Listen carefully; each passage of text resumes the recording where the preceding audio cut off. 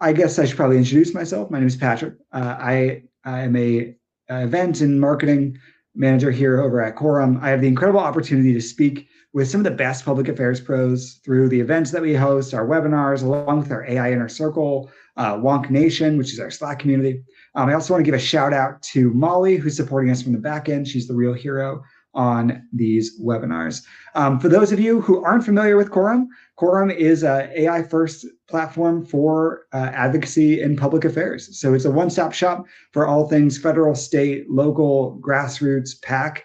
So all of your team is working all in one spot, has the data you need and the AI tools on top of it to be able to sort through the noise pretty darn quickly. A quick note on accessibility. On the bottom right-hand side of the screen here, you'll see if you'd like to enable closed captioning for the session, hover anywhere on the stage and click that closed captioning button at the bottom right corner. So if you'd like to get closed captions, I don't know about y'all, but whenever I watch TV now, I always throw on the closed captions. So that is available for you in that right-hand corner. Also, we're starting something new for our digital events, and it's giveaways. Anyone who posts a takeaway from the webinar on LinkedIn today by Tuesday, April 14th at noon will be entered into a drawing to win a $100 Amazon gift card. So to make it easy, I suggest that you take a screenshot of something that you found interesting in the deck today, writing a quick takeaway or things that you think other folks in your network would find helpful. Go ahead and tag Quorum in that, and then you'll get a chance to win a $100 Amazon gift card. All right, that's enough housekeeping notes for right now. With that, I'd love to introduce our speaker, Anthony Schopp. Anthony is the co-founder and chief strategy officer at Social Driver. He's also the chairman at the National Digital Roundtable and host of the Chief Influencer podcast. Anthony, why don't you go ahead and join us up here on the stage? Okay, now I'm on stage. Thank you, Patrick, for that introduction. Thank you, Molly, for everything you've done to get this event set up. And just thanks to Quorum. Quorum is such a great leader in DC and across the country. Not only do its products help everybody do their jobs better, but I love that Quorum does so much to build community through live and virtual events. So it's great to be here with you all today. I saw some things come through in the chat. A lot of people say, yeah, LinkedIn can help me advance my goals in policy and advocacy. And some said, David said doubtful. Charlotte said, I don't know. Cody said less and less. It's becoming a little bit more personal. So I'm really excited to dive into this topic today. And let's see, hopefully I can show you something new. Those of you who are already pretty advanced, maybe get you something new. And if you're just starting out on this platform, would love to give you some of the basics. Now, you heard that I chaired the National Digital Roundtable, and once a quarter, we have an event at LinkedIn's office here in DC. We have a roundtable discussion of about 20 people to talk about thought leadership and LinkedIn and where things are going. So some of the things I share will be things that I've learned from those discussions, and I hear so many things about policy advocacy and government leaders using the platform that I'll be able to share with you today. I can tell you that when I work with senior leaders, heads of Washington offices, folks who are in the corporate world, I notice a trend, and it's been shifting a little bit, but that trend is if a TV station calls, they will clear their schedule to make that TV hit. Because, they will push a small child out of the way to get to the CNN studio because they know that this is such a powerful medium to reach a lot of people at once. And of course, many of us, that we grew up, that was the media, right? We didn't have social media. And so that is one of the things that has stuck with us. But those same leaders, when we say, well, what about your digital presence? What are you doing online? Often they'll say, well, I'm so busy. My team posts that on our website. Or my team will put that on our LinkedIn company page. I'll have to say to them, well, when you can't make it to the CNN studio, do you ever send your logo to go for you? Is, well, that's not possible. You have to send a person. I say, that's the lesson you need to remember about the digital world today. You have to send a person. LinkedIn, Substack, TikTok, Reels, all of these platforms thrive when you put a person's face out there, when it comes from a human. They do not do so well when you just expect corporate language to come from your brand or your logo. So we have to humanize. And that's often the place where we have to start. And that used to be something that, we saw in the sales world. They sort of led with LinkedIn being a platform, but now we're seeing so much more happen in the policy space. Why is that important? Well, you've all seen the data. Here's just a couple examples of it, where confidence in institutions and in brands is going down. People don't trust those institutions or the media or the government as much as they used to. People trust other people. So if we don't put a human face on things, people are not going to trust us. And those of us who've worked in advocacy know this because, for forever, we've done fly-ins, we've done grassroots, we've done grass tops. But increasingly, we have to find new ways to innovate in that area, because the way we used to bring folks together 10 years ago around a fly-in or around an online campaign is different from the way we do it today. So I like to say faces are the new logos. And if you're here, LinkedIn is the way we're going to focus on that today. I'm going to share some things that I think are hopefully universal, but specifically try to share some things that'll help you dive into using LinkedIn as a platform more effectively. So for David and Charlotte and Cody, and anybody else who maybe had some questions, start getting those in the Q&A, because what Quorum does that's so great is that they let you upvote those, and we're going to deal with a bunch of questions as we go through. And for, Patrick and Molly, if you see things come through as I'm talking, and I'll do my best to also take a look at the chat myself as much as I can, I'll try to address them throughout so we don't always have to wait until the very end. So I found a few examples with Quorum's help of just some folks already doing this in the policy and advocacy space. And I have a lot more stuff woven through, but I just like to start with a few real examples. So this is an example from Brandon Graham, at NAMI, who's the director of advocacy there. He may even be on the call today, I'm not sure. And I want to just show you what he did. You can see on the right the full post. NAMI shared a post from their company page. And this is actually a video that showed kind of some headlines animating in, saying your advocacy worked, thanking all those grassroots and grass tops advocates for speaking up to protect federal mental health funding.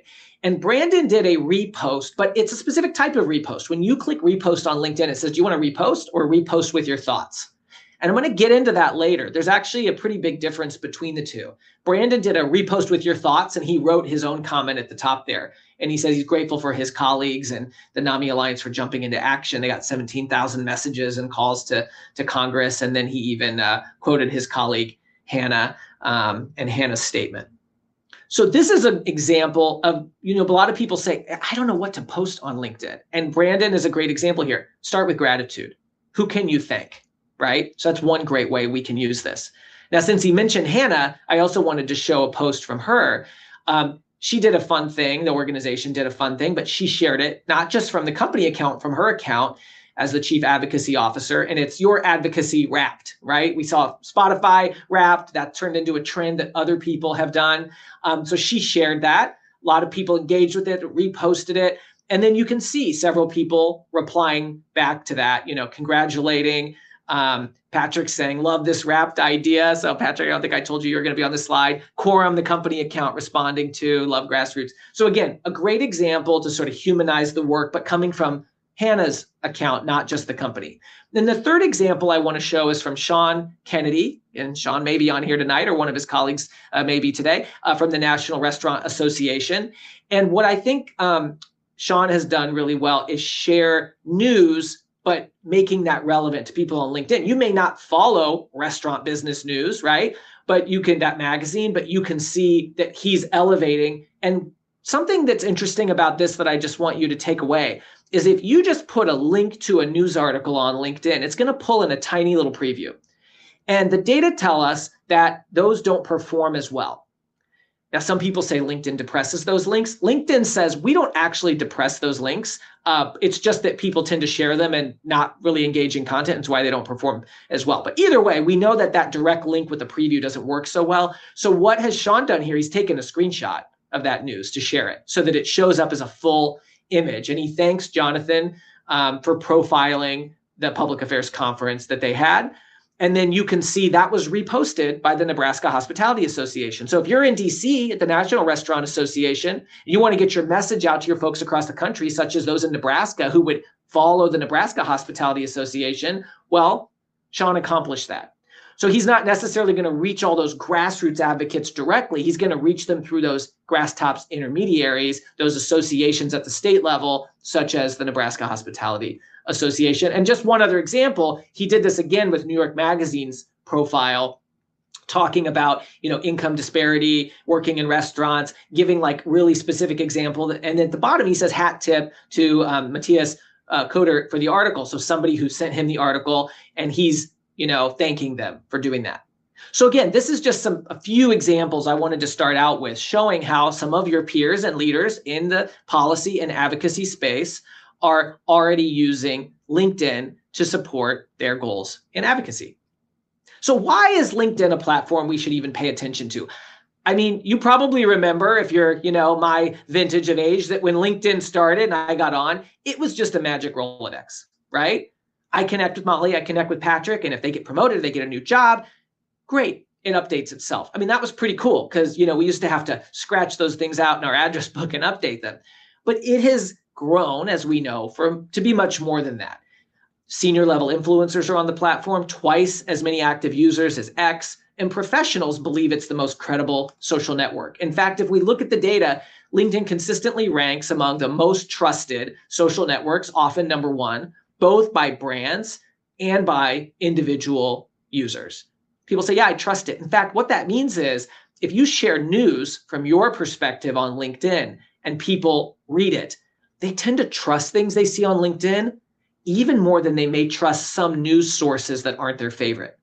So if you get in that news source that people don't necessarily like, or you get that message to reach them on LinkedIn, what the data tell us is that they're more likely to believe it if they see it on LinkedIn. So that type of trust building is really important. And if we have a platform that people trust, we have to use it, in my opinion, to get our message out. But how? Is the company page enough? Well, executives' LinkedIn posts tend to get 8 to 20 times the engagement of their company's accounts. So the National Restaurant Association shares something, but Sean doesn't share it. We're missing out on people. But you saw those examples from Sean and Brandon and Hannah, and that means something. They're able to reach more people and get more engagement than if it just came from their company page. Because on LinkedIn, unlike a platform like X, the company page and the personal page are treated differently. On X, you set up a company page, you set up a personal page, it's an X account. But on LinkedIn, they're treated differently. They are different types of accounts, and the algorithm displays that content in different ways. So yeah, we can have those accounts interact with one another, like that repost from Nami that you saw from Brandon, but it means we need to have those strategies connect, and they have to interlink. We have to have our people sharing if we want to maximize the potential of this platform. If you don't want to maximize it, that's one thing. But if you want to maximize the potential of the most trusted social platform, you got to get your people to post and to share and to repost. Otherwise, it's not going to work for you. Again, just like you can't send your logo to the CNN studio, you can't expect your company page to do all the heavy lifting on LinkedIn. So how should we think about LinkedIn? I like to think of it like a networking event, right? I'm on the board of the Public Affairs Council. When I go to the Public Affairs Council events, when I go to other events around town, how do I interact at that event? Well, I walk in the room and, sometimes there's that moment where maybe you don't know a lot of people and it can be a bit intimidating. So people go to the bar, they go to the buffet, they get drink, they get food, they look around, you go, aha, oh, I see Patrick there. I know Patrick from Quorum. So you go over to Patrick and the people he's talking to, and you don't just butt in and say exactly what you did that day. You listen to what they're talking about, and you find an appropriate moment to enter the conversation, right? If you just walked in with a megaphone and told everybody what you did that morning, you'd be kind of a weirdo, wouldn't you? Well, why should we act any differently on social media? Why should we act any differently on LinkedIn? We shouldn't. We need to start with where people are. And the important thing we all have to remember is everybody's at that networking event for a different reason. You might be there because you're looking for a job. You might be there because you're looking for clients. You might be there because you're looking to hire someone, or you want to just stay up on the industry. And yeah, there's that, I don't know if you see the one on the right, they're there for the free booze, right? There's always that person at the event. But everybody's there for a reason. Everybody has their why. And sometimes I go to an event, I have great conversations with a whole bunch of new people. Sometimes I go to an event, I end up in the corner with somebody I already know. We talk for an hour, and that's fun. That's great. I have a great experience. So we're all there for different reasons. We all have different styles. That's really important for you to remember, because if we look at LinkedIn like a networking event, some people want to be thought leaders and share things every single day about what's happening in their industry, and they want a bunch of strangers to follow them. And that's great. But you know what? You might be on this platform because you have coalition partners that you would love to connect with more often. And there's 10 people that if you stay up on what they're doing and you're connecting with them to complement what you do in person or in meetings, that's a success for you. And that's cool. It's okay if you don't post all the time. It's okay if you don't have a bunch of people who follow you. That still is a successful way to use the platform. So what I want you to think about, and I actually will invite you to put this in the chat if you're comfortable, is what's your why? In your role at your organization, how could LinkedIn support you in what you do every day? Are you trying to reach new coalition partners? Are you trying to stay in touch with people who you already know, grassroots advocates maybe who are across the country, or could be grass tops advocates across the country? Are you there to gather intel and maybe find advocates who would work on your behalf? But what are the reasons that you could use this platform to support you in your role? I want you to think about that. And as we go through today, you're going to see a ton of examples, but know that some of these examples are going to be exactly things that you could emulate because it aligns with your goal. And some won't be because they are going to align with somebody else's goal. And that's okay. So knowing what your why is really important. And I see some things coming in. I see elevate my personal brand, elevate the work of my organization, set an example for employees on how to use LinkedIn. Setting an example, Lisa, is such an important thing. When leaders use this platform, their team often emulates them and follows them. And I've seen that example time and again. Partnering with fellow advocates and supporters who share our mission. Yeah, Ethan, you can find those folks. You may not even know them in person, or you can complement the relationship after. And Matthew's here for the free booze. I love that. I'm giving that a like, Matthew. Thank you for putting that in to keep some levity in this conversation. Also, Cody says my free CRM. Cody, I'm going to just mention something related to that. When you connect with someone on LinkedIn, if you go to their actual profile page and say connect, it pops up a box and it says, do you want to attach a note or not? And here's my advice to you. Always say add note, because one, it's polite, right? Hey, Anthony, I'm connecting with you because I met you at that, you were on the Quorum webinar. Okay, cool. I know why you connected with me and you're not just a random person. But you know what else, Cody? The other reason it's so good is when you say use it as my free CRM, a year from now, something may come up and you see, oh, Anthony's doing something. And I want to, who's this guy? How did we actually meet? When you click the message button, that first message you sent me will be there and you'll go, oh, that's how I know Anthony. It was from that webinar a year ago. And this is so important because we've all had this experience. We know how DC works. People get promoted fast. That intern you have an informational coffee with, time goes by and you look back and, well, they're the chief of staff now. And remembering how you connected with them in the first place is really important. So we have some other great stuff in here. My friend Chase over at National Farmers Union, elevating the organization's work to key media and stakeholders who may not be getting the information in another way. And Chase, that's such a good point. And I'm going to say something later about that when it comes to whether you repost or you repost with your thoughts. So stay tuned for that. And many more. Gosh, there's so many. I'm not going to be able to read them all, but thank you for putting those in the chat and we'll get back to them in the Q&A. So as we think about our why, remember, I'm going to have examples for each one. And where am I getting these examples? Well, I have this really cool thing I get to do. I host a podcast in partnership with George Washington University called Chief Influencer. And for the last 3 years, every week, I've had the chance to interview senators and members of Congress and ambassadors and CEOs. This week, I was with the current Deputy Secretary of the Veterans Affairs Administration. And we've even had some reality TV stars on. And I learned from them how they break through the noise with their personal brand in today's environment. And there are some themes that have come out from these interviews. And I have to give a quick plug. Alex Worth, CEO of Quorum. Many of you know Alex. Alex was one of our chief influencers. And check out his episode, because one of the things that he said that I love is he said being CEO is sometimes being chief reminding officer. You have to understand what that message is you want to get across to people, both on the inside and the outside. And you have to continue to remind people of that message in today's really, noisy, loud space. We all get distracted. And I think that's a lot of times the job of people in advocacy and policy too, right? We can't just say things one time. We have to continue to remind people. So Alex is someone I really look up to, and I definitely recommend you check out his episode of Chief Influencer. So I've learned 4 things. I kind of group these into 4 categories from chief influencers, and I'm going to share these with you, and then I'm going to use examples on LinkedIn to illustrate every single one of these. So the first thing I find that chief influencers do is they understand you can't have champions on the outside if you don't have champions on the inside, so they start in the center. They start with the people closest to them. Second thing is chief influencers recognize your personal brand and your professional brand are no longer completely separate, they overlap. So we have to embrace that gray area of overlap, and we have to unlock our own personal authenticity. And that's different for everyone. The third thing I've learned from chief influencers is they don't just make it all about themselves. They don't just promote themselves, but they share the stage with others. You saw that earlier with some of those tags in the posts I shared. And by doing that, not only does it work better, because you include other people, they're more likely to share and talk about what you're doing, but it actually feels better because it's a positive way to uplift other people along the way of what you're doing. And the last thing I find about chief influencers is that they not only learn the lingo of their industry, right? You work in healthcare, you have to understand the legislation and the acronyms and the terms that people use. You got to know what value-based care means, and you have to know how to say the right things or you're not going to be seen as credible. You also have to learn the lingo of the platforms you use. So if you have a podcast, you have to understand how that works. And if you're on LinkedIn, you have to understand things like, do I even use a hashtag anymore? Which I'll talk about. And should I use the @ sign to tag people in organizations so they actually get notified? The answer is yes. Do I share a link? You heard me say earlier, may not be as effective, so we may want to share a screenshot instead.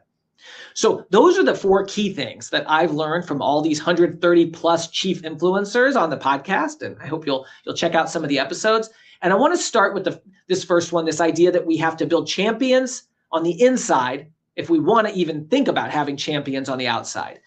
Now, I was at a networking event once, since we talked about networking events earlier, and I was talking to this guy about his great tech firm, and I thought, man, this is like the next Mark Zuckerberg, as they say.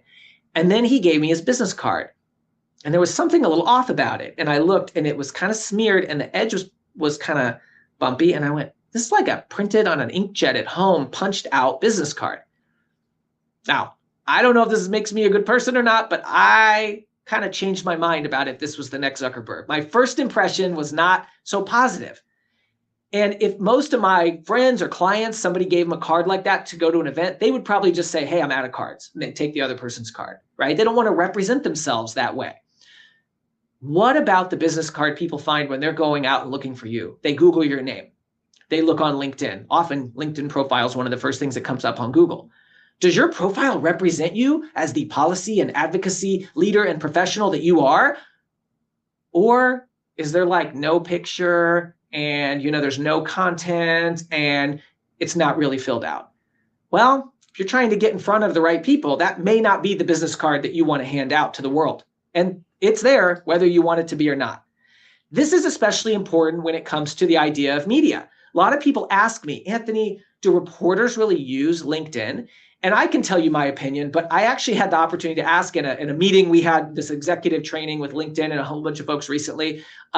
We had a leader from Axios who does the communications newsletter, Eleanor Hawkins. And so I asked Eleanor this question. And rather than you hear it from me, I'd rather you just hear like 20 seconds on what she had to say about whether reporters use LinkedIn. And I hope the audio is working here. Somebody tell me in the chat if it's not. What I can tell you is that more and more journalists, especially in my newsroom, I can tell you for fact, are engaging on LinkedIn and using LinkedIn as a way to source news and information. There also is this concept of like, there are so many fake accounts, or there's so much misinformation that can be spread on some of the other platforms that LinkedIn feels like a way to validate and confirm a lot of what you might be hearing across other social media platforms. So yes, we do use LinkedIn for sourcing and for examining what executives say, increasingly so. Also like the DMs, the fact that we can DM people across LinkedIn in a way that we can't anymore on some of those other social media platforms is hugely important. So there you go. You don't have to just take my word for it. You can take Eleanor Hawkins' word for it at Axios. And if your boss doesn't believe it, you'll get this presentation. You can share that link. So if we're going to put our first, best step forward, what's the phrase there? Put our best foot forward, make a great first impression with people. We want to think about that digital elevator pitch like our about. And I want to show you a before and after, because this one's kind of funny. Reid Hoffman's the founder of LinkedIn. And his old about was not so good. This is from a few years ago. Let's just see what the first couple sentences are. His about page, like this is his bio, said, all aspects of consumer internet and software, period. Focuses on product development, innovation, business strategy, da, da, da, da, da. It sounds like, a robot wrote that, not even AI. It's not even as good as AI would write it, to have keywords in there. And so I would sometimes show people, gosh, this is, not the best thing. And then when he came out with his book, Super Agency, he rewrote it and he did the trend that we're seeing a lot, first person. My 2 current priorities are using AI to benefit humanity and protecting US democracy. I'm active in all facets of consumer internet and software industries, et cetera, et cetera, et cetera. And so that's the thing that we see. This is your pitch to the world. And so we want that background image. And yeah, you can use like a stock one. You can use a picture of, whatever makes sense for you, but you want something there. You want the right headshot. You don't want it to be 10 years old. You want that headline to reflect who you are. And maybe it's just your title and org, but maybe it also has something else about you, like a volunteer thing you do or what you have expertise in. And then we want that about section to be written in first person. Now, if you're somebody who does a lot of external speaking and you need that third-party bio to be there, then I recommend having kind of a line break and putting it at the bottom or putting a link to where that bio is on your website, because a group that you speak to needs some place to pull that from if it's relevant to you. But this is how you can sort of start to lay that foundation. Now, I also just want to talk about how people show up. And this is one of the chief influencers I interviewed, Steve Taylor from the Arthritis Foundation. Steve Taylor said to me, Anthony, when I became the CEO, I made 2 changes immediately. I moved my office to be in the center of the building and left the door open because I wanted to show people that I had an open door policy and I wanted to sort of shift the culture. And he said, number 2, while I love interacting with people in person, I only have so much time. And I started using my digital water cooler, LinkedIn. And I started spending 5 to 10 minutes every day looking at what my employees were posting and liking and commenting and engaging with them. And it showed them I was paying attention. It showed them I cared. In fact, Steve likes to say, people don't care how much you know unless they know how much you care, which I think is such a great line. And when Steve celebrated his anniversary at the Arthritis Foundation, he got these amazing comments from his team. Somebody saying, his development leader, 10 minutes into my first call with you, Steve, I knew I wanted to be part of what you're building. Every day since then has been a privilege to watch you work, to learn, and to serve under your leadership. And Steve responds, I could say the same about you, an inspirational and committed leader. We're changing the arthritis world.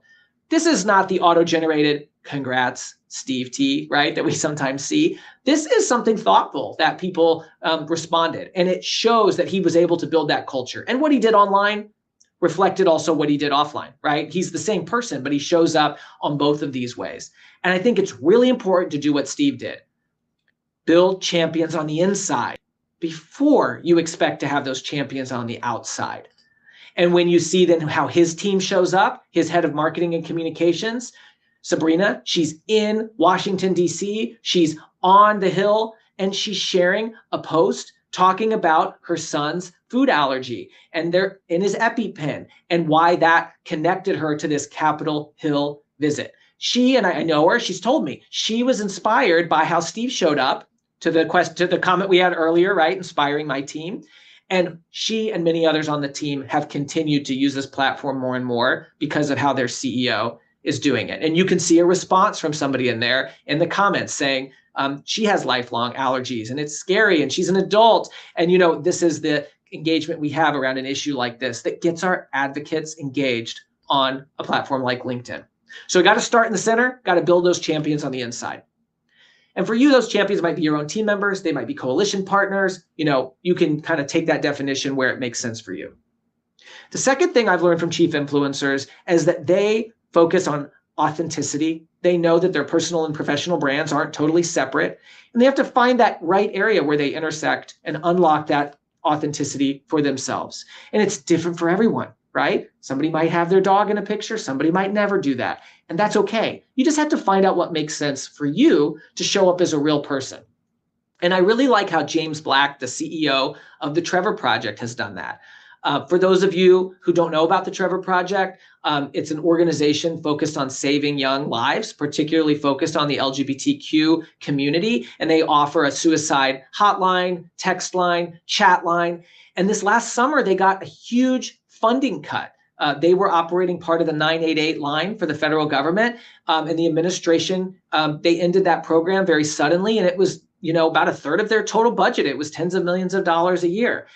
And you look at how someone like James showed up in that moment, she shared authentically that she was devastated and heartbroken when they got that notice. And she shared her own point of view on that. And you can see another example here when the Supreme Court heard arguments in cases about anti-transgender sports bans. And she talks about that, and she sort of tries to bring her perspective into the headlines. That post on the right, you can see, 4,600 likes, 1,500 reposts. Having that come from a face, not a logo. Having that come from a real person. And notice the way that she identifies even in her headline. She wants people to know she's not just the CEO of the Trevor Project. She's a parent. She's a partner. She's a former queer kid, right? Because that's the audience that she's serving. And so I know James personally. She was one of our chief influencers. She did a great interview. And I just think the way she brings authenticity to her work, but she does it in a way that's very bipartisan, nonpartisan. They have a lot of support across the whole spectrum, is very powerful. But she can do that in a way that highlights the humanity through her own personal brand. Another person who does this well, one of our chief influencers, is Katie Schubert, CEO of the Society for Women's Health Research. And again, here she is on Capitol Hill. She's talking about Hill Day, and it was rainy and dreary, but they celebrated. This was a while back, this $1 billion investment in women's health research. And she tags all these people who were part of it. Notice that blue text. Using the @ sign and tagging them means they get notified, means they come back and they like it. This post got over 300 likes, right? She uses this as a very powerful way for her to connect with the right people.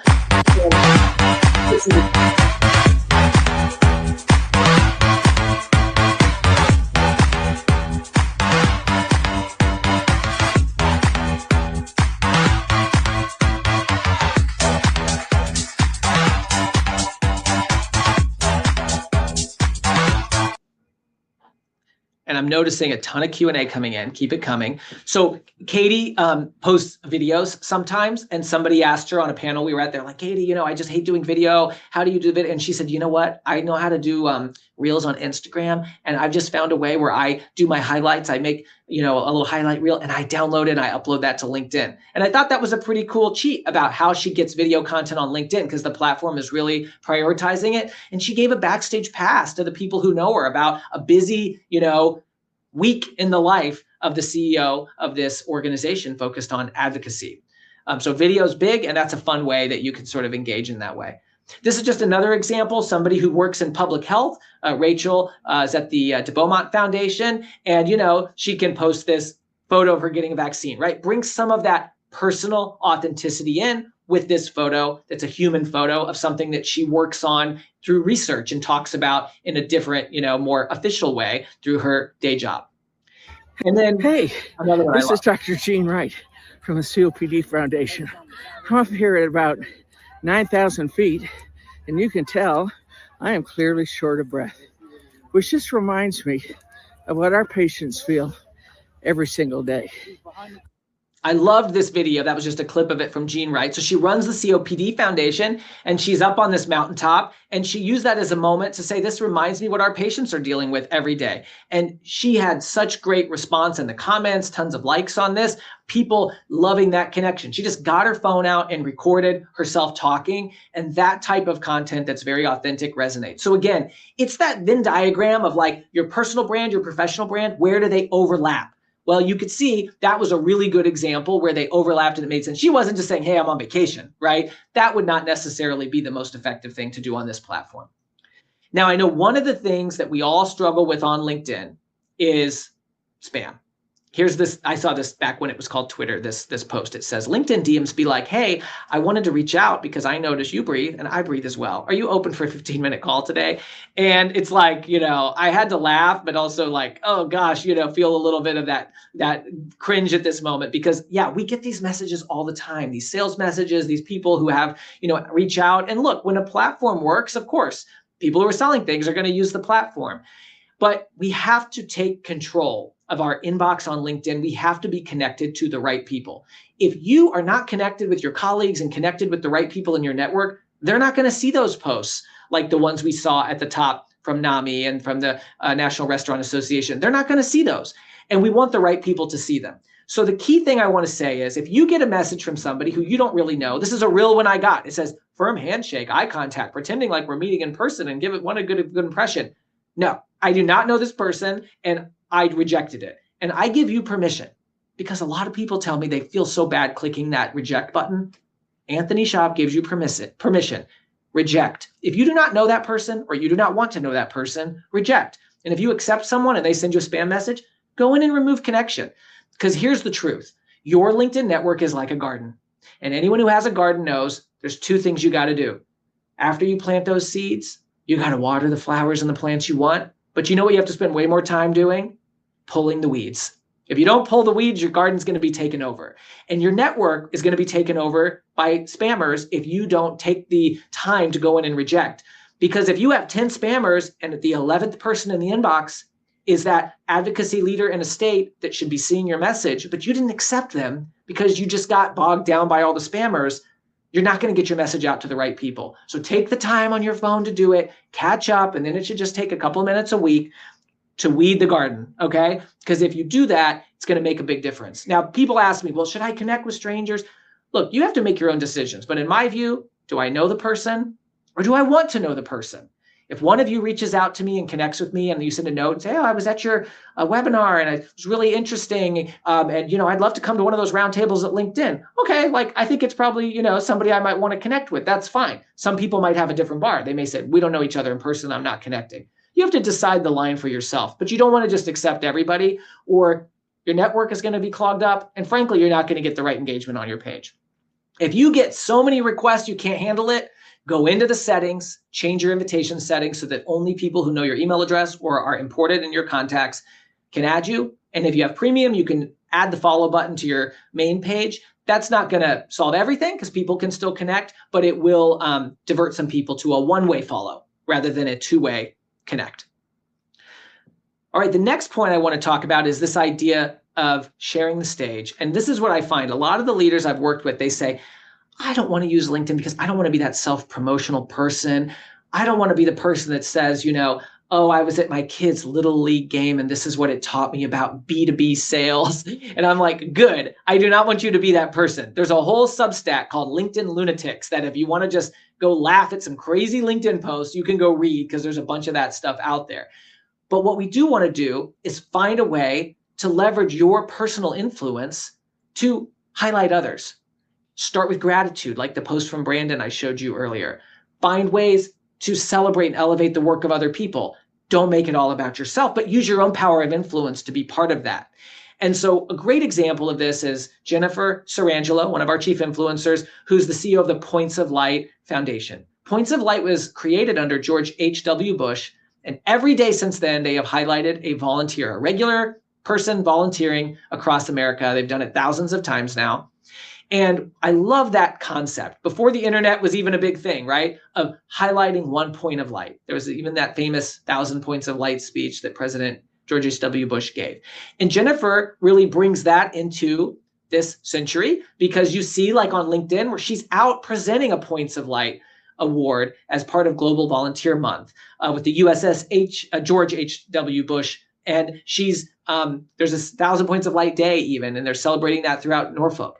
And this is a way that she can extend that online. And here's the thing, whether your organization has an official Points of Light award or something equivalent or not, why can't you use this platform to shine a light on an advocate, on a coworker, on a policymaker? You can do this every day. It doesn't have to be a specific award. And you could see a great response when Jennifer did this from people in the community who love seeing what she's doing. And yeah, this is a LinkedIn example, but you could do this, of course, on lots of different platforms and in lots of different ways.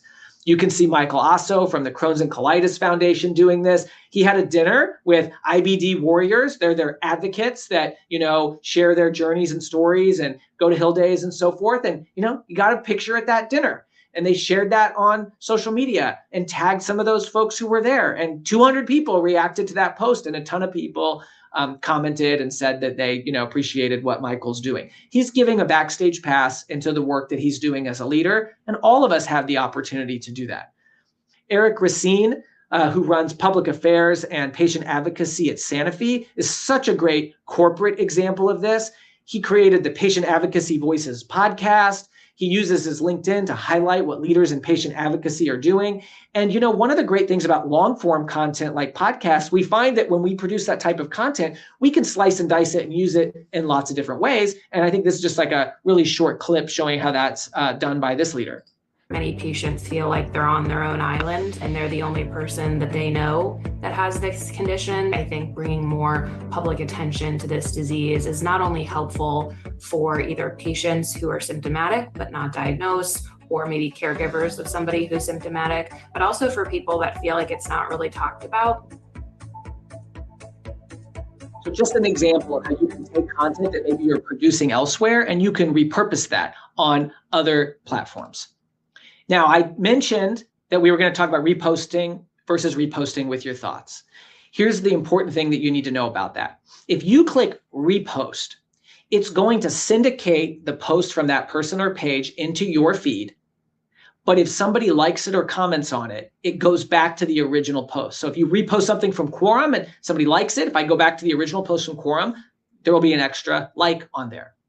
If I repost with my thoughts, it actually creates a brand new post from me where that other post is embedded below as an asset. So I just happened to do this today myself. I interviewed the Deputy Secretary of the VA. He posted something on his LinkedIn about our conversation. I reposted it, but I did it with my thoughts. I shared a couple of my own personal thoughts. Sometimes we have something to say that we want to add on there. I always think of this like back, my grandmother used to always like mail me articles when I was growing up. I always thought that was really fun. I'd get the envelope in the mail and there'd be a couple of newspaper clippings, but it wasn't just the clippings. There'd be a little note from her about, why she sent me that clipping. That's kind of the way I think about it. Is there some context I might want to give at the top about why I shared this? Now, Chase brought up earlier visibility around the media. And this is what I've heard from some heads of comms. They say, I am connected to a lot of media and I want them to see this thing from my boss, but I don't necessarily have to add context to it. So sometimes I will just repost that thing because it's in my feed and it might show up in their feeds, but I don't need it to have its own comments and have its own likes and have my context at the top. So I think it's important to know it's okay to do both, but if all you do is repost, I'm going to encourage you to do some more reposting with your thoughts. Mix it up a little bit. But it's okay if you use the repost, it's kind of like the quicker, lazier thing, especially if it's intentional. And so my guidance to somebody like Chase is, hey, if you have something to say on top of it that would add context and help, great. I would encourage you to do that. But if you just want to make sure that your connections see it and seeing it from that source without your name attached prominently will still mean something to them, great. Try the repost. Either way, we don't want to overdo it, right? We don't want to do like this all the time. A repost with your thoughts is an original post from you. And LinkedIn's guidance is we should really only post maximum of once a day. They'll depress your second post in the day. So we don't want to go crazy with that. All right, the last thing I want to talk about is this idea of learning the lingo. Now, we all know if you work in policy, if you work in advocacy, you kind of have to learn the language of what issue you're working on. If you walk into a room and you don't say the right acronym or pronounce it correctly or know the bill, you're not going to be taken very seriously. And you have to sort of apply that to how platforms like LinkedIn work. But the good news is I can promise you all the things you have to do in your day job, all of the terms and acronyms and phrases that you've had to learn to survive in Washington are way harder than the few things that I'm going to show you on LinkedIn. On LinkedIn, really, it comes to down to the @ and the hashtag. And I know we even had something in the Q&A already about hashtags that I'll hopefully preempt there. The short thing on hashtags is they used to matter a lot more than they matter now. So don't sweat it. And you don't even have to really use them too much anymore unless you have a specific purpose. But we'll get into that. So a great example of someone doing this well is one of our chief influencers, Chuck Henderson from the American Diabetes Association. Chuck is such a great leader, I think. He's very charismatic, and I've just loved watching kind of how he shows up and engages with folks. And he gave me permission to show you some of this. And so I'm going to show you what I call a tale of two posts. A post on the left from Chuck and a post on the right from Chuck. The one on the left, 6 likes. The one on the right, 200 likes, 9 reposts, 16 comments. Well, I want you to look at these and think, and maybe even use the chat if some of you want to be brave and put some thoughts in. Why do you think the one on the left, same person, did so much worse than the one on the right? Why did the one on the right do so much better than the one on the left? Are there some obvious things that jump out to you about why they might have done better or worse than the other? So Christine says, adding his personal thoughts. Yeah, what's the story, right?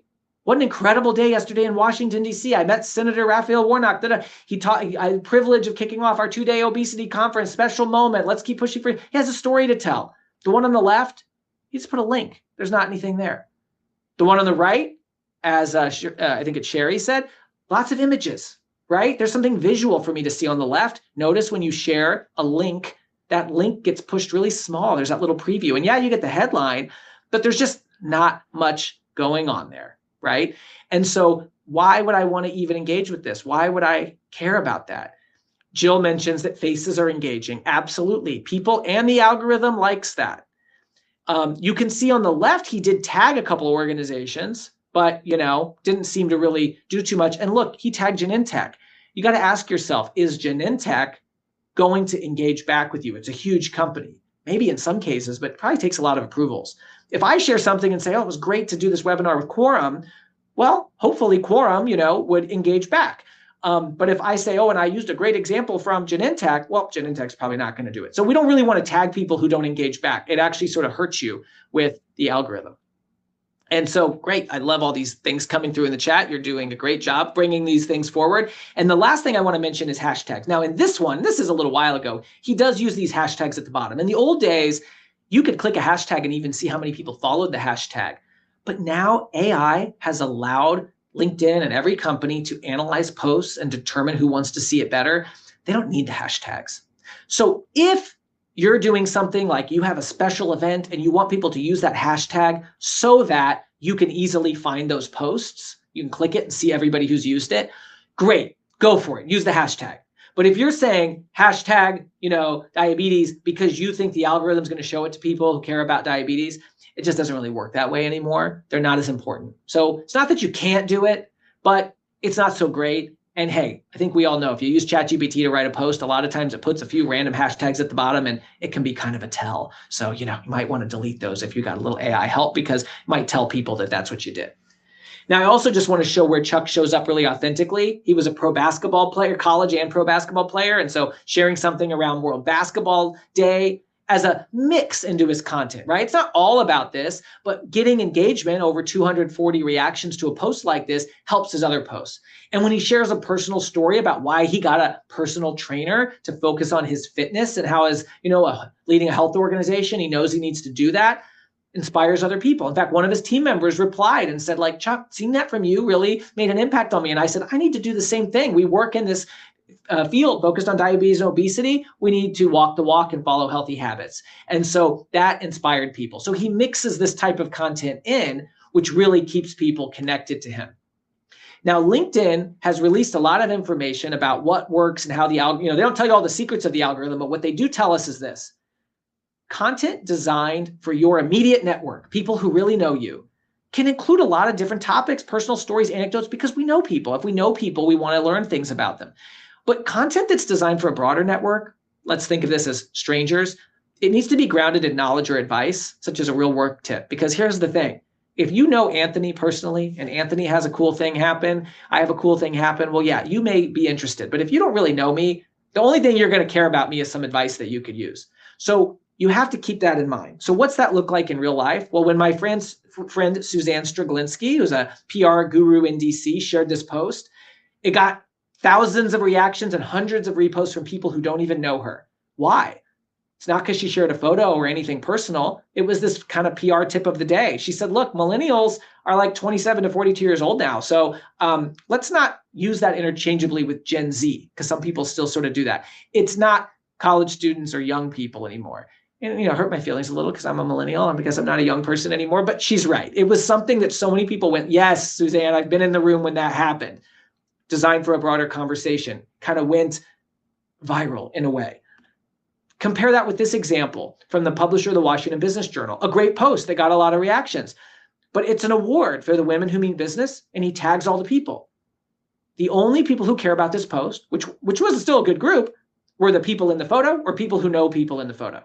If you are not in the photo or you don't know anybody in the photo, you do not care about this post. And LinkedIn is smart. It will not show it to you if you are not in this photo or know somebody who's in this photo.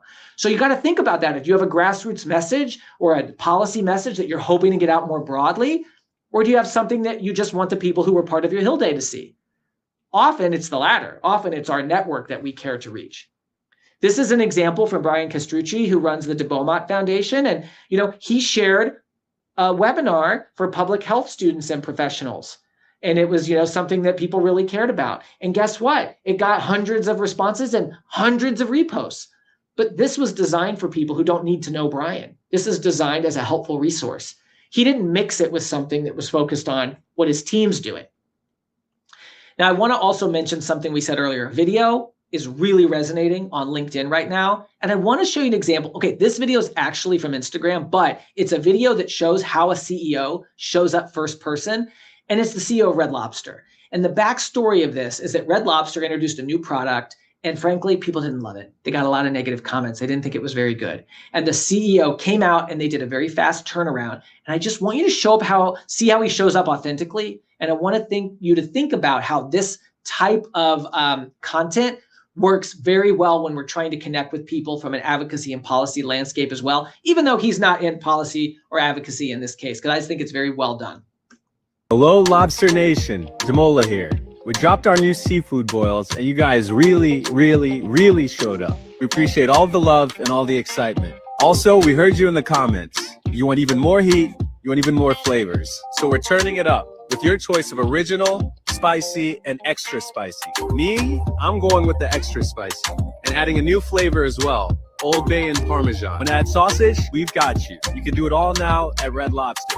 And finally, shout out to the teams, our servers, managers, chefs, and operators who were able to make all of these changes happen in just 1 week. Stay hungry, keep commenting, and we'll keep cracking. So notice how that's very human. Notice how he talks about how he likes spicy. Notice how he thanks his team. This is the example that I wanted you to see of faces are the new logos. This is how people expect brands to show up. And when you see corporate brands do it, a lot of times it leads the way of how we need to show up. And you're seeing associations do this, like the Governor's Highway Safety Association and their CEO, Jonathan Atkins. We're actually featuring him very soon on Chief Influencer, how he's doing this. And you can see some peer associations of theirs that don't do it so much. And they break through the noise because of that human element. So I think this is a cool example. I want to leave you in this section before we turn to your questions just with some key advice about LinkedIn content. We've covered most of this already, but mix up your content. Don't just post photos. Don't just post text. Try a poll. Try a PDF carousel. We find that if you mix up your content, your overall content will perform better. Avoid those external links when possible. I'm not saying never, but I'm saying every post should not be an external link. Posting early in the day, but not more than once a day is preferred. Early in the day, we find tends to work better. Partly that's because the engagements you get within the first hour have a heavier weight. So if you post it, night and other people aren't on, you don't get that engagement. It doesn't give you the boost. We call that the power hour. And so that's a really good time for you to also engage with your own and others' content if you wanted to see, a positive reaction. It's like putting the gas pedal. Editing a post has been seen to slow things down in the algorithm because it's a tactic spammers use. And so we don't want to do that if we can help it. And then tag selectively. Like I mentioned, it's really good to tag people in organizations, but we don't want to tag, some huge company that's not going to respond to us. It's not going to give us the reaction we're looking for. So you heard my 4 pillars of a chief influencer that we've learned through this podcast over the last 3 years and all these amazing leaders. They build champions on the inside before they try to build champions on the outside. They find that area of authenticity where the personal and professional brand overlap. They shine a light on others, and they learn the lingo of the platform, particularly the ats and the mentions, the hashtags, etc. And what I hope you and your organization can do is just take stock of wherever you are, whether you're just starting out and you don't even know where your password is, no problem. Let's just take that first step. Maybe we update that about and get the photo up there. But if you're already advanced and you're posting a lot more often, like some of you, great. Let's see where we can enhance. Maybe we mix up the type of content that we use rather than do the same thing over and over. So what I want to do now is flip back to Patrick and the questions. I know we have a ton of questions that came in, and I'd love to address some of those. So Patrick, why don't we dive in? Let's do it. All right, we have less than 4 minutes left. So let's do a lightning round. All right, I'm going to try to find questions that haven't already been addressed in the past 10 minutes or so. So let's start with this one. What insights do you have on whether policymakers are using LinkedIn? How are they using it? What do they want to see and what are they engaging with? Great question. So what I'm seeing is especially municipal and local leaders are really using LinkedIn a lot. We're talking the mayor of Baltimore, the mayor of Kansas City, county commissioners, members of Congress and senators who've been there for a long time. They're not quite as active. I feel like they didn't build up the muscle when they did it. But we're seeing Senator Tim Scott, for example, as a really active senator on the platform, feels very staff driven, but he's there. I also am seeing that congressional staff are using it a lot, but not posting much, often not even saying which office they work in, but sort of using it for listening, especially like business constituents and some of that. So it's maturing. It's not where other industries are, but it is absolutely advancing. And it's kind of fun to see how it's been growing a lot over the last several years. Great question. Totally. All right. This question from Cody. How or what type of user does premium make sense for, especially those that would be paying themselves rather than the company paying? Cody, if you haven't run into a wall where you want to do something and you can't do it because of premium, I wouldn't worry about it. If you really want to build up your followers and you want your content to be seen by more people, some of the premium features, they support us on that, the follow button, et cetera. The other thing is you have access to LinkedIn Learning, which actually has a lot of great content. And then lastly, if you're doing some sort of cold outreach, let's say you're searching for a certain type of person across the country for your grassroots effort. Well, if you want to do a search of that job title, that geography, you're going to hit a wall pretty quickly without premium. You're going to see like 10 results and probably not see any more. But with premium, you're going to see like 100 results and you're going to be able to send cold in-mail messages. So if you're using it in that way, you'll hit the wall. I would go for premium. If you're not hitting the wall yet, I wouldn't worry too much about it. Awesome. Got another question here from Mark. Now you mentioned to only post like one time a day, right? Mark's saying that he had a consultant mention that they should post more times per day simply to get the information out there because AI pulls content from LinkedIn. So I'm curious, what are your thoughts on like, why is it that one post a day rule? And also what are your thoughts on like AI scraping LinkedIn? So Mark, I'm going to kind of disagree with your consultant on that. LinkedIn content is indexed by AI, but articles, long articles, not the posts themselves, are indexed much more. So I would focus on fewer posts, one a day max. I would focus on longer articles that get the message out. They're going to be much more heavily indexed. And I have a feeling that if you look at your posts, the second and third of the day probably don't do quite as well. I'm happy to check it out later and talk to you about it. But I think that's probably too many posts for this platform. That's more how we would want to show up on X. And for AI, the consultant is not giving you the best advice there. It's really the LinkedIn articles, not the posts, that make the biggest difference. All right. We got 20 seconds left. So in that 20 seconds, I'd love to thank everybody so much for coming.